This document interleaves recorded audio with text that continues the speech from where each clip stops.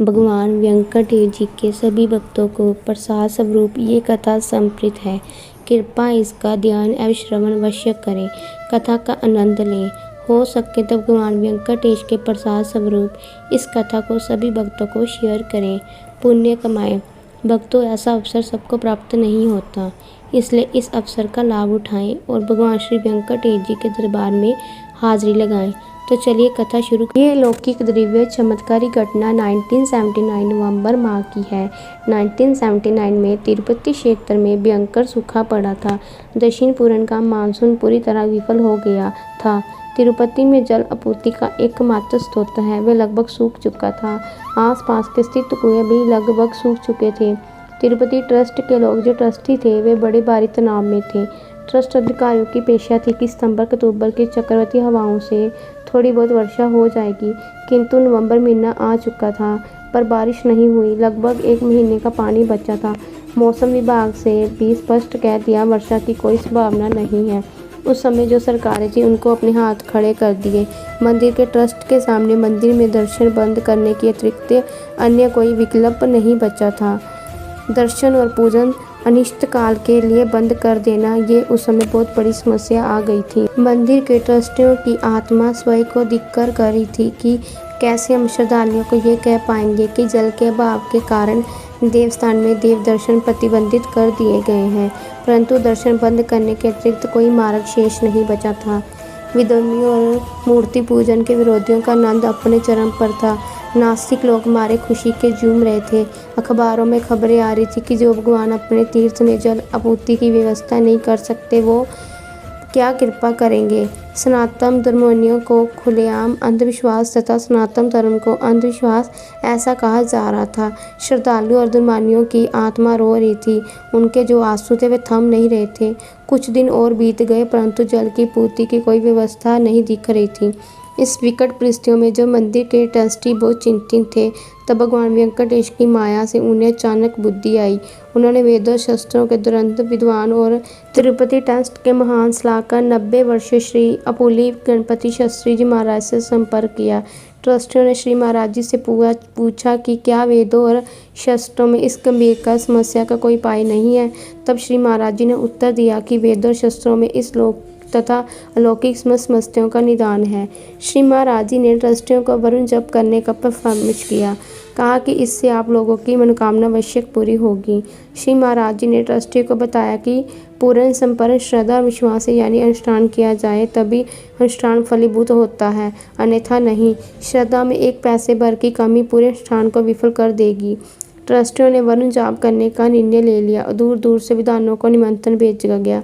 समय बहुत ही कम बचा था, लक्ष्य बहुत ही बड़ा था। देवस्थान के जलाशय में जल आपूर्ति केवल 10 दिनों में ही बाकी रह गई थी।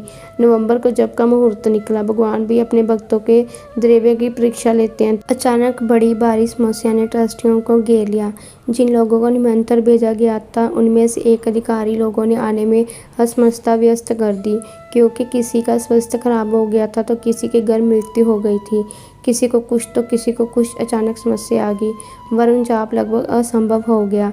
इधर मंदिर के ट्रस्टी अपनी समस्या से परेशान थे और इधर उन खबरों को अखबार बड़ी प्रमुखता से मिर्च मसाला लगाकर छापे जा रहे थे। सनातन धर्मियों ट्रस्ट मंडल और तिरुपति बालाजी का मजाक बनाए जा रहे थे। धर्म के जो छत्र थे वे सनातन धर्म को अंधविश्वास सिद्ध करने में तुले हुए थे। ट्रस्ट के जो अध्यक्ष श्री प्रसाद साहब थे उनकी आंखों में आंसू थे। उन्होंने रो रो कर अंतर्मन से प्रभु वेंकटेश से प्रार्थना की और उनके साथ सारे ट्रस्टी और भक्तों ने भी प्रार्थना की। सभी ने प्रभु से प्रार्थना की कि कहा कि हे प्रभु, क्या वरुण जाप नहीं हो पाएगा?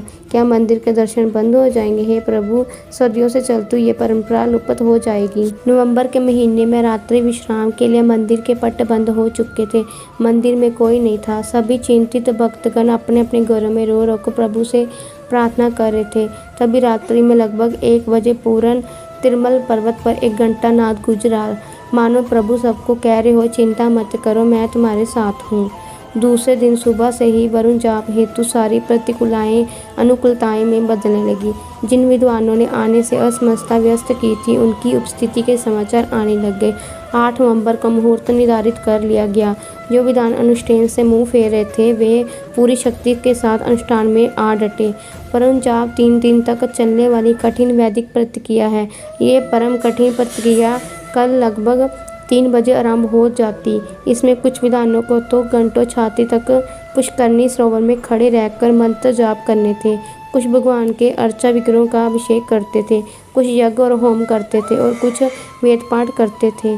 3 दिनों की इस परम कठिन वैदिक प्रक्रिया के चौथे दिन पूर्णाहुति के रूप में हस्त कलश अभिषेक सेवा प्रभु श्री वेंकटेश जी को अर्पित की जाने वाली 3 दिनों का अनुष्ठान संपन्न हुआ। सूर्य नारायण अंतरिक्षी पूरे तेज के साथ देदीप्यमान हो रहे थे। बादलों का नामो निशान तक नहीं था। भगवान के भक्त पूरी तरह से निराश होकर मन ही मन भगवान से अजस्त प्रार्थना कर रहे थे। भगवान के अर्च विग्रहों को पुष्करणी सरोवर से स्नान कराकर श्रीवाणी मंदिर में ले जा रहे थे। सैकड़ों पत्रकार चारों ओर खड़े होकर तमाशा देख रहे थे और हंस रहे थे। चारों ओर विधर्मी घेरकर चर्चा कर रहे थे कि अनुष्ठान से बारिश, ऐसा कहीं होता है? कैसा अंधविश्वास है ये? कैसा खंड है ये? ट्रस्ट के अधिकार श्री प्रसाद साहब ट्रस्टीगण मन ही मन सोच रहे थे कि हमसे कौन सा अपराध हो गया, क्यों प्रभु ने हमारी पूजा अस्वीकार कर दी, प्रभु हमारी पुकार क्यों नहीं सुन रहे हैं, अब हम संसार और अपने आप को क्या मुंह दिखाएंगे। इतने में ही 2-3 बारिश बूंदें की श्री प्रसाद के माथे पे पड़ गई। उन्हें लगा कि ये पसीने की बूंदें होगी और गौर निराश भरे कदम बढ़ाते रहे। मंदिर की ओर आप फिर और 5-6 मोटी मोटी बूंदें पड़ी। सर ऊपर उठाकर देखा तो आसमान में काले काले पानी से भरे हुए बादल उमड़ आए हैं। घनघोर बिजली कड़क कड़क उठी। 2-3 सेकंड में मूसलाधार वर्षा आरंभ हुई। ऐसी वर्षा कि सभी लोगों को भगवान के उत्सव विग्रह को लेकर मंदिर की ओर दौड़ लगानी पड़ी। फिर भी वे सभी सर से पैर तक बुरी तरह से भीग गए थे। याद रहे, वर्षा केवल तिरुपति के पर्वत क्षेत्र में हुई। आसपास एक पानी नहीं बरसा। जलाशय और आसपास के कुएं लबालब भरकर बहने लगे। इंजीनियरों ने तुरंत आकर बताया कि पूरे वर्ष तक जल आपूर्ति की कोई चिंता नहीं। सेकुलर पत्रकार और धर्म के शत्रुओं के मुंह पर हवाइयाँ उड़ने लगी। वे बगले जागने लगे। लोगों की आंखें फटी की फटी रह गईं। भक्त मंडल जय जयकार कर उठा। ये घटना सबके सामने घटित हुई। हजारों पत्रकार और पत्रदेशी इसके प्रमाण हैं, लेकिन इस बात को दबा दिया गया। सनातन धर्म की इस इतनी बड़ी जीत के किस्से कभी टेलीविज़न, सिनेमा, सोशल मीडिया पर नहीं गाए जाते। भगवान वेंकटेश श्रीनिवास कोई मूर्ति नहीं, साक्षी श्रीमन नारायण स्वयं है। अपने भक्तों की पुकार सुनकर वो आज भी दौड़े चले आते हैं। भक्त हृदय से पुकारे तो सही।